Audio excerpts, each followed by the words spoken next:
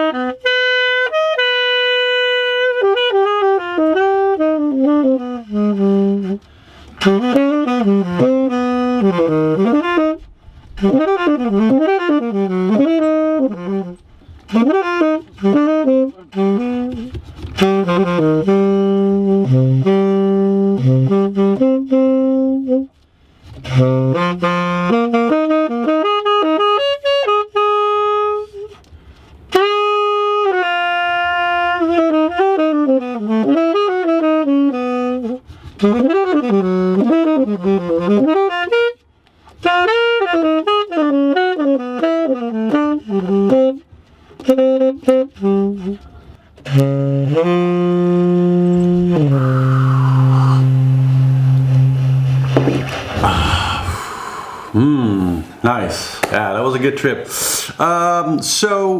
Yeah, let's start with the Jules Verne. Good news in the Jules Verne. Actually, very good news, because the tracker today, or their prediction was updated on the website to tell us that right now they are saying that departure possible entre 48 to 72 hours, which means that somewhere in the next 48 to 72 hours, Team Gitana is expecting that they can make a new attempt at the Jules Verne record, going around the world by sail in less than 40 days. And of course, previously we followed Sodibo Ultim 3 in their attempt around the world. Unfortunately, a little bit past the Cape of Good Hope.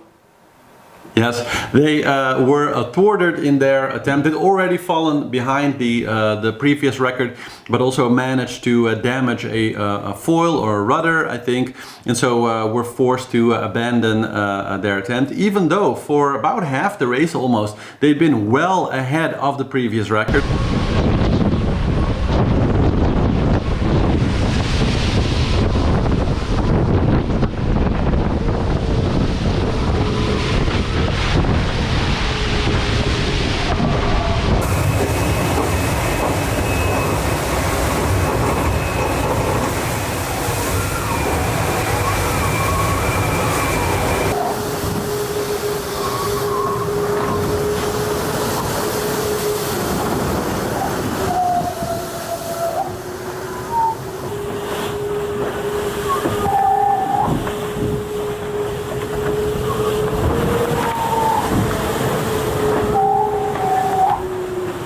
So as far as boat speed, they've done excellently, but the previous record set by IDEX Sport is just so tight, 40 days around the world. It seems almost impossible to beat. By the way, if you don't really know about what the Jules Verne is, I actually made a special about that. So in the description you'll find a link to that to really inform you about what exactly is going on in that race. But I'm very much looking forward to see this amazing boat, Gitana 17, the Edmond the Rotchild trimaran, make a new attempt.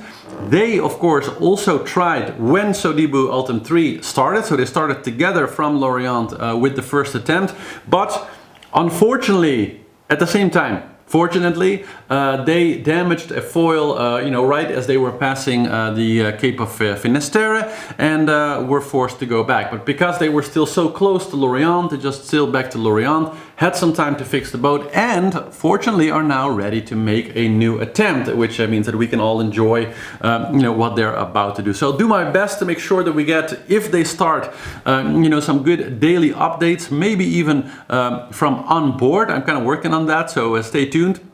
And I'm going to try my best to keep a real close eye and get you guys a lot of kind of inside footage from the attempt as they go. Really cool race, really looking forward to it. So that's it for the Jules Verne for today. Then let's move into the Vendee Globe updates. And interestingly, there were several sailors doing coffee on board today, or in the last 24 hours, I should say.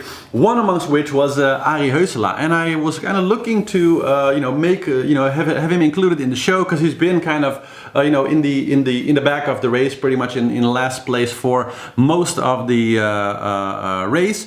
And kind of sort of sharing it with Sebastian Destremeux. And I just think also good to give these heroes a bit of a place in the show. I can only cover so much, so sometimes it's hard to make space and time. But this particular video in English and with coffee, of course, I absolutely couldn't resist. So here is an onboard update by Arie Huusela himself. Hello again, welcome aboard Stark Imoca during Vendee Globe. It's Monday morning, best day of the week, and 28th of December this year is coming soon to the end, and that's also one thing to wait and celebrate, and a few days to go. Anyway, last night was quite windy.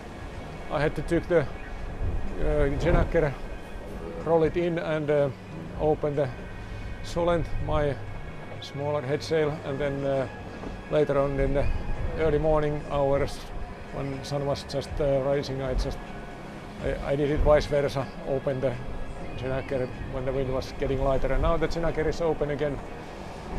But the sea state is quite messy, as you can see. Waves are coming from here and there, and it's a bit difficult for the autopilot, and it's a bit difficult for me also to stay here in one place. The waves are bumping the boat, but the speed is good. Wind is more than 20 knots, and we have still 13 to 15 knots of speed, steering quite low angles of the wind now. Anyway, I got some special surprise which I can open today, which I'm very happy of, and let's see what's inside here, but it feels like a chocolate. It's even better. It's licorice, Finnish famous licorice, which is so good. Salt licorice. And then I have a card also here. Just have to pull it out. It looks like very nice. Okay, now it's, as you can see, it's time to enjoy nice warm sun and my famous morning coffee. Enjoy your day, enjoy your week. See you soon again. Ciao, ciao. Nice, huh? And great to see that he's doing nicely, sailing very good now. Somebody who's also having coffee on board today was Jeremy Beyou. Suspicious how they're while having coffee, right on camera. Jeremy, of course, was in this kind of storm system that we talked about yesterday, and was very important for him to kind of catch it and keep with it. But unfortunately, he didn't manage to do that. But he did give us a very nice update from on board. So I'll let him explain with subtitles in French. Here's Jeremy Beyou from Chirel. Du bord, ça fait maintenant 24 heures, je crois, que je suis sorti du gros front là, du vent fort. Le front a fini par passer par-dessus moi, malheureusement. Je pensais que j'arriverais à rester un peu plus longtemps devant. Et voilà, il a fini par passer. Et puis du coup derrière, ça n'a pas été évident les dernières heures parce que le front progresse pas très vite et derrière j'ai des vents qui sont vraiment perturbés et la mer qui reste très grosse. Donc ça n'a pas avancé très vite. Là j'ai récupéré un petit peu de vent et puis voilà, c'est une nouvelle stratégie du coup qui commence. Je suis obligé de faire route au sud pour aller chercher des vents de secteur nord-ouest. Voilà. Un petit café le matin, ça réveille. Je sais que j'ai une sale tête, donc voilà. Désolé pour la sale tête et bon café à tout le monde. Bye bye. Nice, huh? And that's kind of a cool bridge also into the weather analysis. So let's jump in, shall we? As you can see, so let's hop over to Jeremy here. And you can kind of see exactly what he was talking about in the sense that he really has no other option right now in the... Oh, I have to reset the wind now, actually. To make his way south. So instead of sailing to the east, which of course he would prefer to do, but the wind direction is just very unfortunate for that.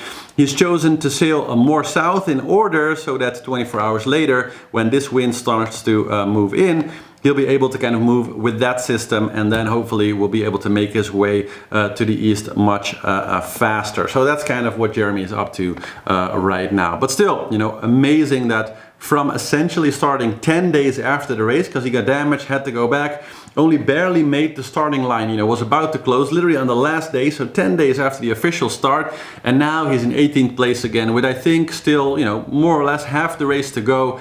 Still a good chance for him to fight his way back to the top 10 at some point, I think. Now right in front of him, but she has made a lot of extra distance, is of course Pip Hare in 17th, our own little Pip, doing really nicely and lost a bit of space to Arnold Bozaris again yesterday. I think Arnold was watching Seawolves and saw me say that I thought that Pip was maybe going to overtake him. Of course, this lit a fire under his ass and he's done really well over the last 24 hours, doing about a knot more than Pip. So right now his speed is quite a bit lower because Pip is doing 16.2 and he's doing 15.7, so not that much lower, but a little bit lower. But over the last 24 hours he's been averaging 17.7 while Pip was doing 16.3, 16.4. So significantly faster, and he's managed to run away from her a little bit again. And he does have, on paper, a boat that's quite a bit faster than her. So that's not really surprising, but still, interesting to see that they're now so close, and it'll be a cool, battle at the front there to kind of follow. Then next we have Romain Athanasio, of course, and Armel Trépon. Talked about that yesterday. Bonjour à tous, bienvenue à bord. On retrouve l'Occitane, on retrouve du vent et on retrouve nos amis les Albatros. Voilà. C'est-à-dire on est sorti de l'anticyclone, mais en avant d'un front ça pousse fort là. Il y a 30 des claques à 35. Et voilà, deux riz et A7 devant. Je vais essayer de vous montrer un peu les images. Il y a du soleil encore.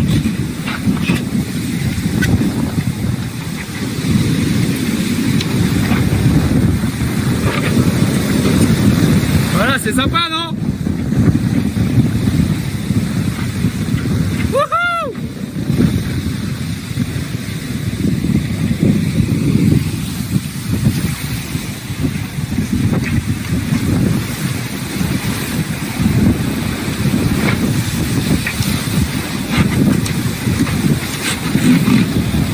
Allez, ciao a tutti! And we see that Armel, quite lucky with the wind over the last 24 hours, has again gained quite a bit of distance on the front group. If you look at the picture here, it almost already looks like they're really close together, with Armel also in that group already. So Clarice Kramer went a bit more south, lost I think a little bit of distance from Armel also. So let's see, he's been doing 16, she's been doing 14.2, so quite a bit of distance, about 2 miles an hour, let's say. So over 20 hours, that's a good distance. But both of them still gaining on the head group that is now finally getting faster again. So we see now speeds of 20 knots, etc., as they're getting more wind. But average speeds for Lewis Burton, for example, we see here 11 knots, and we see something similar with most of the other racers who are right now doing good speeds again,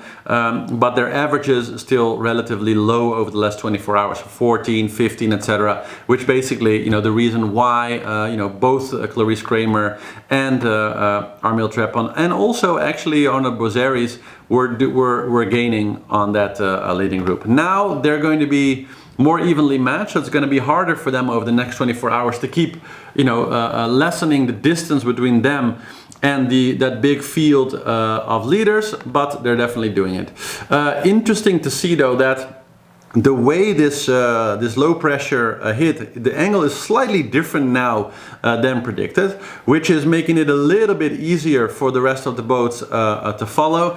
But we do see that Yannick Besthave has translated that slight advantage that he had into quite a bit more of an advantage. I said 150 to 300 miles by today. He's on 111 miles ahead. That's because that storm hit a little bit from a different angle, allowing Piviat or to Charlie de Dalin to tack a little bit earlier. So he went not as far north as I thought he would be. He tacked actually quite a bit earlier, and then made his way and sort of ran after Yannick.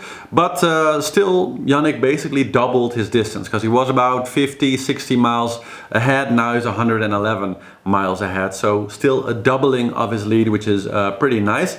At the same time, also what we discussed yesterday, we see that this entire field, so Thomas Rouillant all the way to Giancarlo Pedote, they're all a lot closer now, very, very close to Thomas Rouillant, and basically moving, well, not quite in eyesight of each other, but really not, most of them not more than 60 or 70 miles away from each other. So very, very close, and all together moving in the right direction now. There's really no impediments for them to keep moving also. So if we look at the weather, they're basically going to have the wind in their back, but not at an angle that makes it impossible to sail at good angles. So they'll be able to really hug the ice line, and they'll have good wind, as you can see, for the next 4 or 5 days really, with it getting more and more strong, but not really, if we check a little bit further, they won't be there yet. So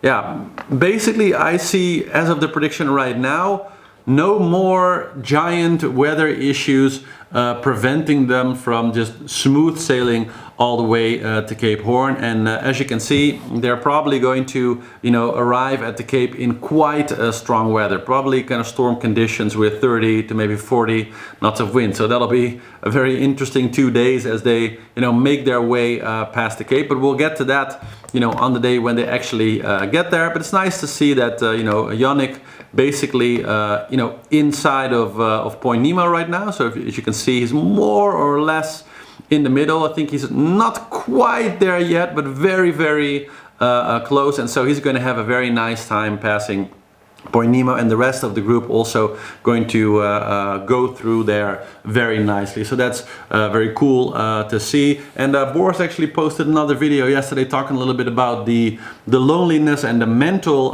game that goes in there. So that's also kind of interesting to check. So talking about Point Nemo again, I wanted to kind of include that here. So let's take a look. There's so much contrast between each day, almost each day. Yesterday we have been sailing in light conditions, if I remember correctly. I almost can't remember yesterday. And now we are back to like a normal Southern Ocean ambience. We are sailing an average of 17 knots with 30 knots of breeze, and sea state is building. We're now dealing with this low pressure system. Amazing contrast to just one day before. Yeah, it takes a strong mind to take it all. You're always thrown into new situations, and better don't think too much about it. I feel sometimes I think too much about the boat, and if I could let go a bit, I could sail a bit faster. I'm anxious, looking up all the time. In the bunk, I sleep only 15 minutes. Then, oh, the boat is fast, 26 knots. Oh, I should slow down. Maybe I should just let it go more sometimes. But well, we're here and we keep doing what we do. 1 week to Cape Hoorn, and I want to arrive at Cape Hoorn in one piece. Now the boat is 100%, and I think that's very few of the others. So let's go through this week without losing too many miles, but certainly without breaking anything. Please.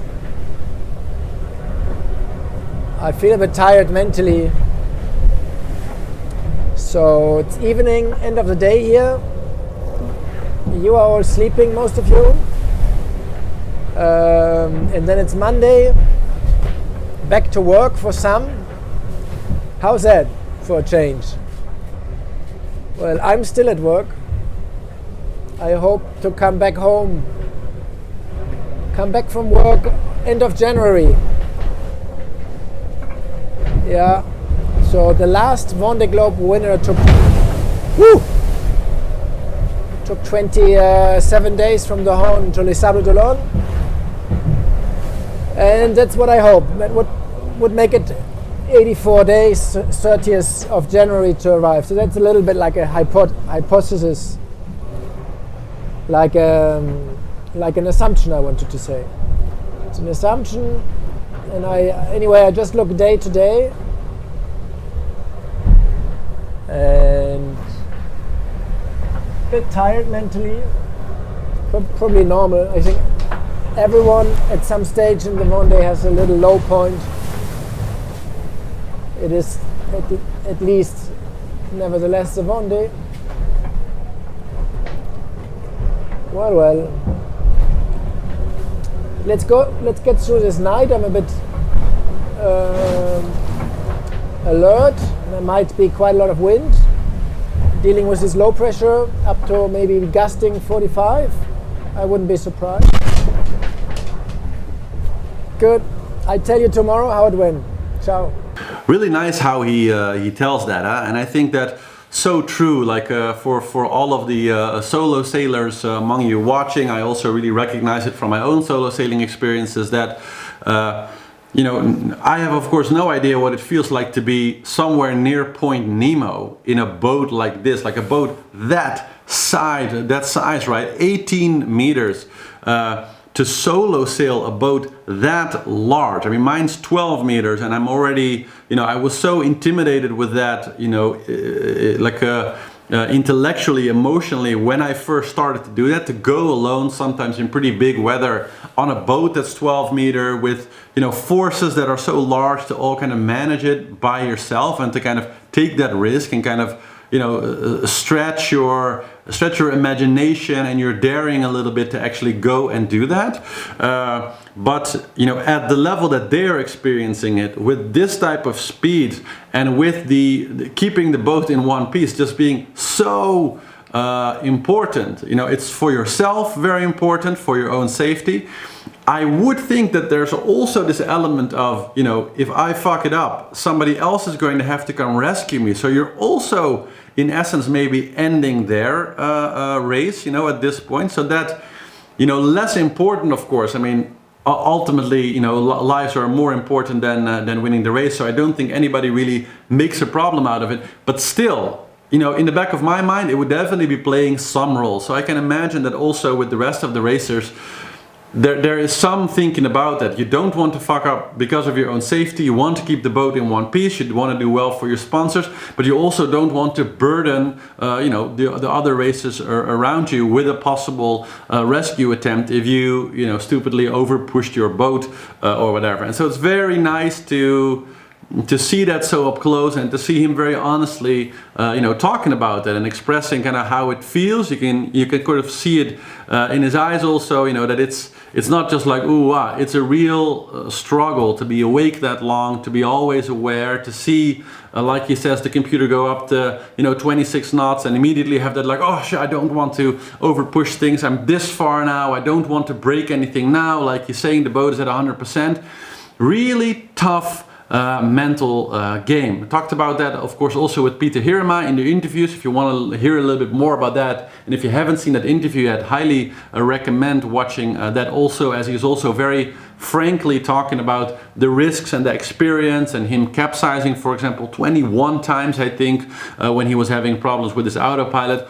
All this type of things. It's very hard to get across how mentally tough it must be to go through all this type of things, and every time you have a setback to mentally pick yourself up again while you're all alone with nobody else to give you a pep talk. I mean, you can go to the phone, of course, but still, ultimately, it's you there doing battle. And I think this was a really nice example of Boris to kind of show us, you know, a little bit of, you know, what he feels like in between him, you know, smiling and making the nice videos for the audiences at home. I mean, this is a real tough race, and it's cool to see that also. And yeah, so that is more or less the analysis and prediction for now. So actually, weather looks really good. We see the middle of the fleet more or less past that system that's sinking more towards the south. So 2-3 days from now we'll see new lows come in, but we just not really quite know where they're going to be. So that's going to be an interesting surprise. And for the front of the fleet, we see that as this low now also sinking below the ice line and basically providing an epically nice race course for all of the sailors with moderate to strong winds all the way to Cape Hoorn, more or less in a good direction. So at least for the next 2.5 days, I would say they're probably going to have some pretty smooth sailing to do. Not ideal angles, so I don't think we'll see a lot of 22, 23, 25 knots speeds, but it probably averages around 17 or 18 knots for the next few days. And so the interesting will be to see, you know, we talked especially about Armel Tripon, and, you know, to some extent also Clarice, because she has definitely been, you know, a lot slower than Armel, as he had way more distance to gain. But she has been faster than most of the head group for the last week or so in order to gain. That's mostly weather. But now, that entire head of the fleet, all the way from Yannick to Armel, or if you want to really extend it to Romain, but Romain is I think still in, yeah, no, they're all pretty much in similar wind conditions, so a little bit stronger, a little bit less, but all of them have essentially good wind, and they're going to keep having good wind, all of them, for at least the next 1.5 to maybe 2.5 days. So they're more or less sailing on an even-ish playing field, and so it will be very interesting to see with the performance of the boats now if Armel can keep outperforming the rest of the fleet. So right now he's slightly slower than the leaders, who are obviously in much more wind than him, so that's not surprising. But it'll be very interesting to see if this kind of almost miraculous slight overperformance that he's been showing for the last 2 weeks now very consistently, if he can keep this up. Because if he can keep gaining, you know, at the same speed that he's been doing, you know, 20 miles a day, 30 miles a day on the rest of the group, in a week and a half or so of time, that does put him in the front of the fleet. And similar for Clarice, if she can, you know, hook on or even, you know, stay well ahead of Armel, let's say, she might be able to do the same. So I'll be interesting to see how those two, if they actually connect, and how that works, because it just seems that Armel, especially, his boat just seems faster than all the other ones. And this was something that from the beginning of the race, you know, his foils are placed a little bit higher on the boat, which I think helps him in low wind, because then you have less drag. If the boat is sailing more flat, then the foils are barely in the water, meaning that he just has less drag from the foils when he's not sailing so fast, when he's not having so much wind. So it negates a bit this problem when the foils are a lot slower in low wind. And at the same time, when he has a lot of wind, he seems to have a very nice, smooth foiling experience with a lot of speed, and maybe his foils also, you know, work a little bit faster, let's say. And so overall, those two little advantages might give him just enough edge to work his way, you know, into the top 10 or maybe even top 5 over the next week and a half or so. We'll have to see what happens. But that's my analysis for today, and so that's also it for the show today. Oh yeah, update on the Christmas/New Year auction for Initiative Cur. Sam Davis's good goal assigned to the Seawolf 1, and of course I used it in one of the earlier shows. And the current bid has gone. We started at 50 euros, but the bid is now up to 150 with already 6 or 7 people bidding, so really cool. And yeah, that's where it's at right now. So if you want this soon to be Seawolf collector's item at all, check on the website seawolvestv.com and go to the post, the Christmas New Year auction, and you can see all the details there, and you can bid through email on that. For the rest, of course, make sure to like or thumbs up the video. Very important for the algorithms of YouTube, for the analytics. You know, as the channel is growing, I'm getting a lot of advice from YouTube, like, you should ask this, you should say this. But the one thing they're really hammering me on all the time is ask people to give a thumbs up and a comment in the video, because those apparently are the most important drivers for YouTube to say, people are enjoying this and we need to share it with more people. So if you want to help the channel grow, that's by far the easiest way to help us do that and get more reach. And if you want to help in some other ways, of course, go to seawolvestv.com, where we have our support store, different ways to become a backer or a patron, and of course more news and ways for you to participate if you have some cool idea. Maybe you have a video of you showing your own boat for our program, Boats. I have several great videos already received from different Seawolves from around the world. So one of the first episodes of Boats will be coming up very soon. I hope maybe in the first week of January somewhere we'll premiere that second show here on Seawolves TV. So looking forward to that. And with that, I say everybody have an amazing Monday and a few more last days in this 2020. And we'll talk to each other again tomorrow over a delicious cup of coffee. Ciao!